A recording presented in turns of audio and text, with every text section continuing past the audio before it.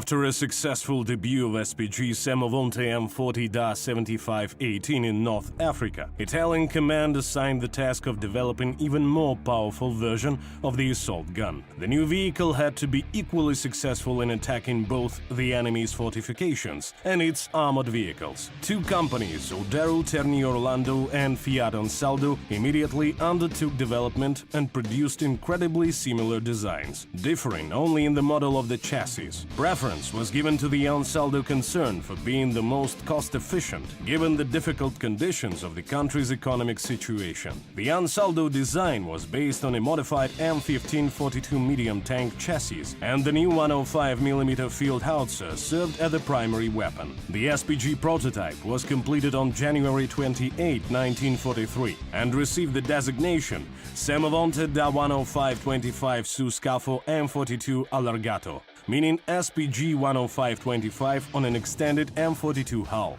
Compared to its predecessor, the new SPG was even wider and lower, earning it the unofficial nickname Dutch Hund. In War Thunder, the Semovonte 10525 GC Leoncello is located in the branch of premium Italian vehicles. This SPG is technically the same as the production version, but it has an authentic camouflage. It was the vehicle that made up part of the Leoncello Armored Squadron Group.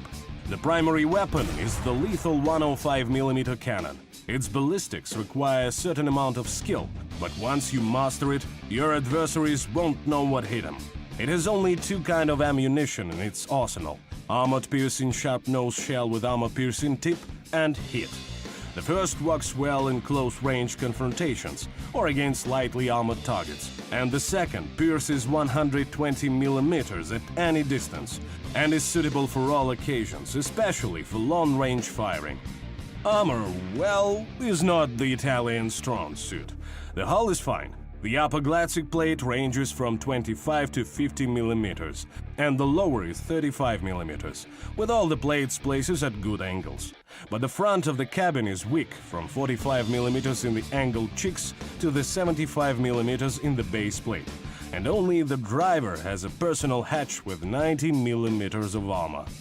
The numbers aren't very impressive, so we advise you to use the armor angling tactics to reinforce your defenses. The horizontal gun aiming worked perfectly for this. The hull sides are 40mm, and small 4mm screens cover the tracks, which help repel glancing blows.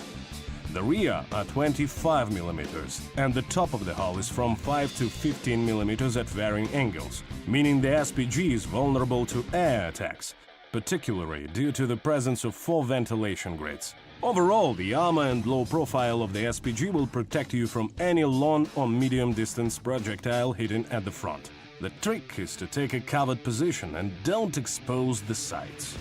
The engine produces 185 HP, allowing you to reach speeds up to 38 km per hour when moving forward, with good acceleration. But in reverse, we have the opposite situation, only 4 km per hour, so it's best not to retreat moving backwards. In general, though, its mobility is satisfactory and suitable for confident actions on the second line and bold ambush attacks. This SPG is very compact and can fit only 3 people: the driver, the loader, and the commander. This doesn't have the best effect on survivability. The loader just sits right on the boxes of ammunition, chuckling nervously. In combat, this Dutch Hund proves itself as a support vehicle. Its low profile, coupled with an excellent gun, makes it ideal for shooting enemies at medium and long distances. So especially for those purposes, the arsenal contains hit rounds. The key here is to take a hidden position and actively use the range-finding skill. No matter how daring a sniper you are, the gun's ballistics require practice and skill, so play it safe. The Semovonte 105's low profile forces your enemy to waste at least a couple of shots on adjustment fire, and your task is to use that advantage as quickly and precisely as possible. If your enemy is aiming at you directly, you should roll back and change position, or put the vehicle into the angled position at the very least. It's better not to engage in battle in exposed positions. This Italian is an excellent target in open fields, even at medium distances. It's good at locations with hills and falls in the terrain, where its low profile will give it the greatest advantage. Stick to this type of terrain when choosing attack positions. For the same reason, you shouldn't take an advanced position.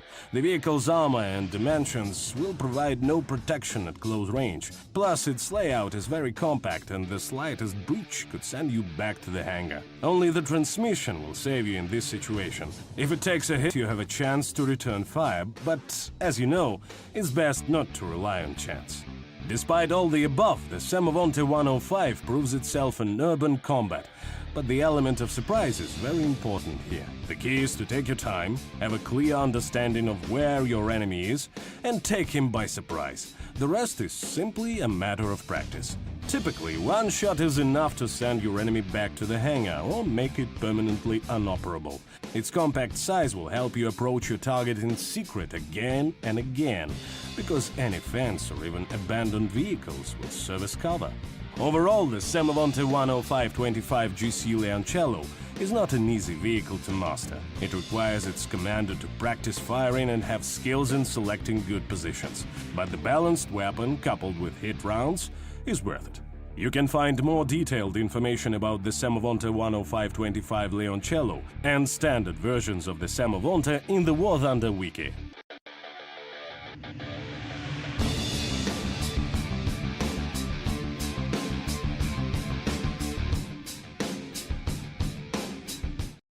Greetings, soldiers! In this guide you will learn about the fundamentals of the World War mode and its differences from the classic random battles. We will only cover the most important stuff. This part is for those who are destined to come face to face with the enemy. If you are a squadron commander, we have a separate guide for you on our channel. This is more than just random battles. World War battles incorporate unique missions and maximally realistic vehicle sets. The outcome of each battle will determine more than just your reward. It's a real heaven for tactics lovers. We'll start the introduction with the World War's most important feature. It's available for all War Thunder players who have reached rank 3 for at least one nation. However, those participating in squadron battles will be granted priority battle entry. Of course, you can still have a Nord squadron successfully dealing with the toils of war without any outside help, but unoccupied players will be highly sought after too. Interface. For squadron commanders, an operation is effectively a tactical board with troop pieces on it. Bringing units into contact with each other will initiate separate battles between them. For soldiers, here's the list of such battles that are ready to begin or are already underway in realistic mode with vehicle markers. Let's take a close look at the soldier's interface. Just one click from the hangar and you've got the World War globe right before you. There are several ways to join a battle. You can do it in the menu on the right by selecting an active scenario and the operation that has caught your fancy. Alternatively, you can just open the list of available battles by simply clicking the All Battles button. There you will also find a large selection of filters available, including those by country and battle category.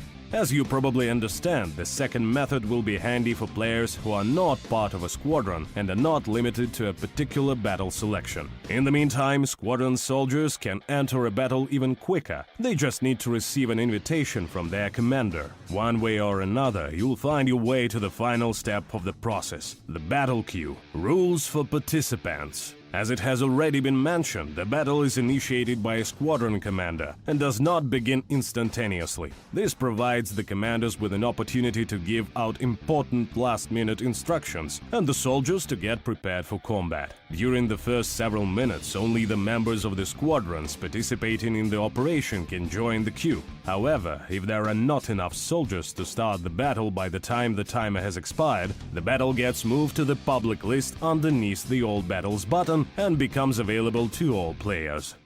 Turn. What do you need to know? Vehicles are your key to victory. In battles, you can either use your own vehicles with up-to-date crew and module levels, or army vehicles, but those will have an inexperienced crew and no upgrades. In any case, you'll definitely have a tank or plane to yourself, even if you haven't purchased any yet. This is another thing that makes World War great. Oh, by the way, don't forget to place the participating vehicles in the slots, as this is the only way for you to use your own machines in combat. And to make the process easier, use the filters that won't let inappropriate vehicles be placed. During combat. Army vehicles taking part in a battle will be evenly and randomly distributed among all the participants of the battle. You can have up to 3 vehicles to choose from at the same time. Should you lose one of them, you will get a random replacement, but only if the army has a spare vehicle left. The vehicles deployable in battles are not related to the player's battle ratings. Instead, they correspond with the units available in their respective military divisions during a certain stage of the war, which is in turn determined by the operations scenario. You can also spend spawn points if you wish to use the most number-restricted and powerful vehicles in order to complete such combat tasks as destroying enemy units and assisting your allies, similar to RB combined battles. World War Battle features. Squadron members, please direct your full attention here. Battles provide unassigned players with an opportunity to display their tactical skills. However, your responsibility is far greater than that. Every vehicle you lose will be written off from your army, thus lowering its combat power. World War battles have several important mechanics. First of all, morale plays an important role. An army that can't win a single battle, despite the fact that they haven't lost any of their vehicles, is bound to question the usefulness of their commander at some point, and will just surrender.